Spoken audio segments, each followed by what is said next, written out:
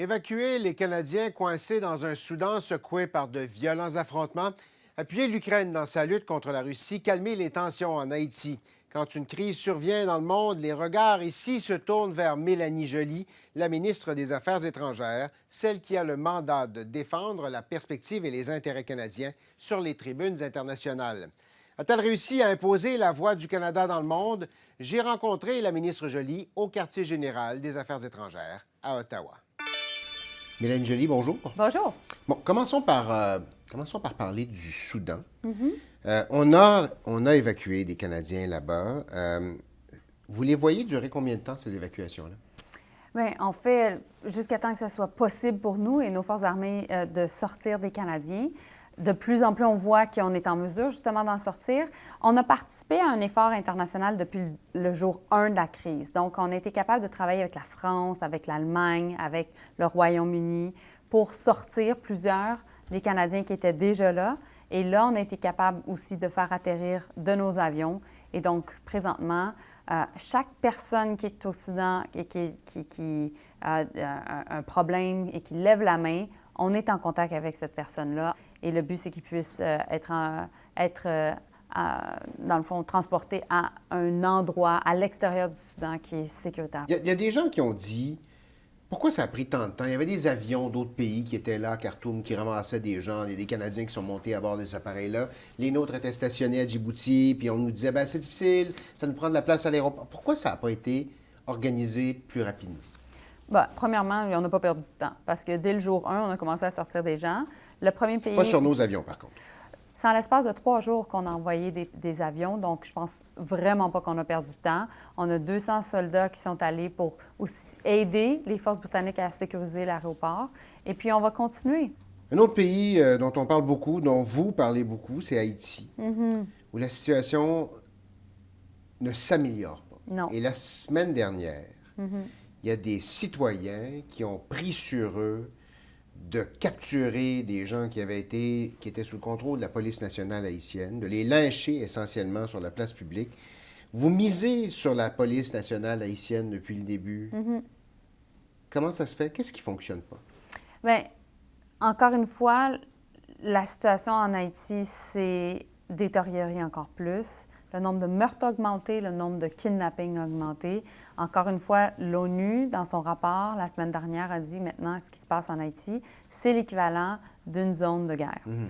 Donc, l'institution la plus respectée en Haïti, c'est la police nationale haïtienne. Pendant des années, le Canada a aidé à former les policiers. Et vous le faites encore, vous misez là-dessus, mais ça ne fonctionne pas. Il y a 11 000 policiers, Daniel, pour une population de 11 millions de personnes, qui est plus grande que le Québec.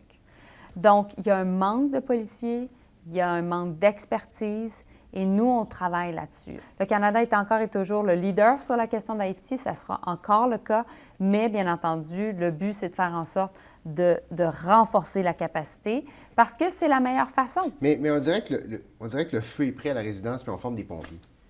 Bien, je pense qu'on doit certainement renforcer la police nationale haïtienne. Je pense que c'est important aussi que l'ONU travaille à trouver des solutions. Nous, on va être là pour aider l'ONU. C'est quoi ça? C'est quoi des solutions trouvées Le problème avec l'ONU présentement, c'est que le Conseil de sécurité est paralysé parce que la Chine, et particulièrement la Russie, le bloque toute forme de travail qui peut être fait via le Conseil de sécurité. Alors, notre objectif, c'est de continuer à travailler avec plusieurs partenaires de la région pour trouver une solution politique. Et, bien entendu, participer aux efforts de l'ONU pour justement en arriver à une solution. Est-ce que ce pays-là peut retrouver une stabilité sans intervention extérieure? Militaire ou paramilitaire ou d'une intervention dirigée par l'ONU, dirigée par un autre pays? Est-ce qu'on peut retrouver un semblant de stabilité sans ça? Mais ce pays-là a besoin d'aide au niveau sécuritaire. Puis, on ne peut pas faire en sorte de refaire encore et toujours la même solution, c'est-à-dire une intervention de la part de l'ONU et puis après quitter. Ça ne fonctionne pas. Donc, notre objectif, c'est de renforcer les capacités et de trouver des solutions pareilles pour les Haïtiens. C'est pour ça qu'on prend une approche du renforcement de la police nationale haïtienne. Parlant de l'ONU, oui. C'est la Russie qui préside le Conseil de sécurité, oui. Qui a présidé 2 réunions cette semaine, qui a tenu un discours évidemment, qui va un peu à l'encontre de tout ce qui a été dit par rapport à l'Ukraine, par rapport à la position russe. Quand vous regardez ça, vous, de l'extérieur, ça vous dit quoi sur l'ONU? C'est sûr que quand on regarde Sergueï Lavrov qui va au Conseil de sécurité et qui nous ment en plein visage, je ne sais pas comment Sergueï Lavrov arrive à se regarder dans le miroir. Mais une chose est sûre, c'est que la Russie essaie de déchirer le papier sur lequel les règles de la Charte des Nations unies sont écrites. C'est un problème. À partir du moment où la Russie a décidé d'envahir l'Ukraine, ils ont été en totale violation de la Charte des Nations unies. Et nous, bien, il faut faire en sorte de les rendre imputables. Est-ce que ça complique les choses quand vous entendez pareil discours mené en plein centre-ville de New York à l'ONU et que l'ensemble de la communauté internationale voit les choses d'une autre façon en Ukraine? Bien, je pense que c'est bien que l'ensemble de la communauté internationale se rallie à la question de la protection du territoire et de la souveraineté de l'Ukraine. Je pense que ça, c'est important. Maintenant, il y a beaucoup de pays dans le monde qui veulent que certaines règles qui nous dirigent depuis 75 ans, qui ont assuré notre stabilité, que ces règles-là soient modifiées parce que ce sont des pays qui sont des régimes plus autoritaires, puis qui veulent faire en sorte d'avoir leur propre sphère d'influence et leur propre contrôle, peu importe les Nations unies. Nous, ça, on ne va jamais l'accepter. On parlait de la Chine, la Chine, la Russie, etc. Puis, il y a plusieurs pays qui sont dans une situation très difficile, qui font face à une crise de la dette dans leur propre pays à cause de la pandémie, à cause, dans le fond, des impacts des changements climatiques. Donc, ça fait en sorte qu'eux, ils croient dans les Nations unies, mais ils veulent aussi plus d'aide. Puis, ils nous regardent, nous, pays du G7, pour qu'on en fasse plus.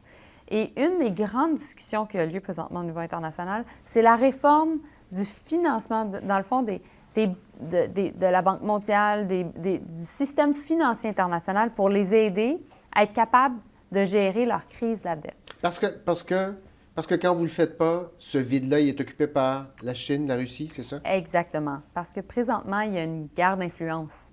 Certainement en Afrique, certainement en Amérique latine, certainement aussi en Asie.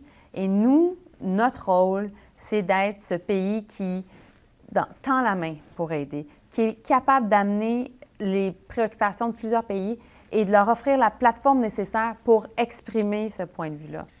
Ça fait 1 an et demi que vous êtes la chef de la diplomatie canadienne, c'est comme ça qu'on l'appelle. Vous êtes la 5e ministre de votre gouvernement.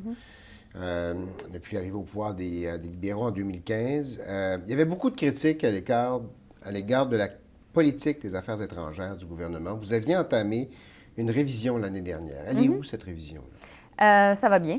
J'aurai, au cours des prochaines semaines, plus d'informations à vous donner sur la réforme, comment on peut améliorer, dans le fond, la façon dont notre diplomatie fonctionne. Ça se dirige où? Bien, en fait, on reconnaît qu'il y a certainement des enjeux, mais en même temps que c'est nécessaire de s'adapter à la réalité d'aujourd'hui, qui est essentiellement que les crises sont plus fréquentes, qu'il y a une croissance de l'instabilité, que aussi le Canada doit être présent dans les organisations internationales pour défendre notre point de vue et défendre le point de vue de nos alliés, parce que certainement, la Russie, la Chine sont là pour tenter de modifier et parfois d'aller en contradiction avec les règles du jeu qui sont en place. Mais ça se traduit comment, concrètement? Donnez-moi un exemple de quelque chose que pourrait faire le Canada qui vous amènerait dans cette direction-là. Bien, je pense qu'on a annoncé au mois de juin dernier qu'on ouvrait 8 nouvelles ambassades dans le monde. Ça, c'est un exemple de réengagement. Donc, une plus grosse présence sur le terrain. Plus grande présence sur le terrain. Donc, on ouvre au Rwanda. On va avoir un siège aussi à l'Union africaine d'observateurs, une nouvelle ambassade en Lituanie, une nouvelle ambassade en Estonie, une nouvelle ambassade en Arménie, une nouvelle ambassade en Slovaquie. Et essentiellement, on voit que c'est en Afrique et aussi proche de la Russie, dans le fond, dans les pays qui sont voisins. En même temps, je suis arrivée avec une stratégie Indo-Pacifique qui est la plus grande stratégie en 30 ans parce que c'est là où l'avenir de la planète se décide.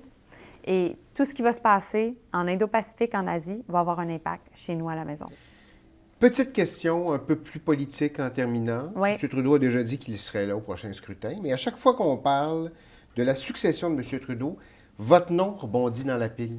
Pourquoi? Bien, moi, j'ai toujours été très loyale à M. Trudeau. C'est lui qui m'a amenée en politique fédérale. Puis je pense qu'il fait un très bon boulot. Il a toute ma confiance et tout mon appui. Et puis du reste, on verra qu'est-ce que la vie me réserve. J'aimerais bien être maman. J'en ai souvent parlé. Fait qu'on verra. Hélène Joly, merci beaucoup. Merci.